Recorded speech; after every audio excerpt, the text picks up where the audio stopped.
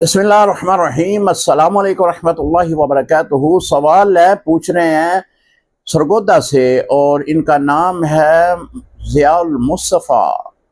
पूछते हैं कि मुहर्रम के इब्तदाई 10 दिनों में नहाना कैसा। मोहतरम, इस सवाल का जवाब मैं पहले भी अर्ज़ कर चुका हूँ। मुहर्रम के 10 दिनों में नहाना यानी जो इब्तदाई 10 दिन है बिल्कुल शरई तौर पर जायज़ है, बल्कि सफाई निसफ़ ईमान है। अगर आप रोज़ाना नहाते हैं इस नीयत से कि नबी अलैहिस्सलाम की हदीस मुबारक है कि सफाई निसफ़ ईमान है, तो नहाने में भी आपको सवाब मिलेगा। तो इस्लाम सफाई को पसंद करता है, तो आप 10 दिनों में 10 बार रोज़ाना का भी नहाएं, शरई तौर पर ममानियत नहीं है, आप नहा सकते हैं।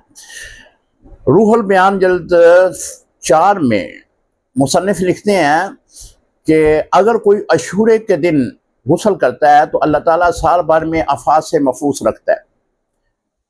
और फिर उसकी वजह उन्होंने लिखी है कि आबे ज़मज़म तमाम पानियों में अशूरे के दिन अल्लाह रब्बुल इज़्ज़त की तरफ से मिला दिया जाता है।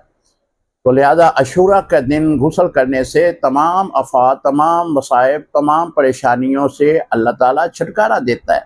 अस्सलामु अलैकुम रहमतुल्लाहि व बरकातुहू।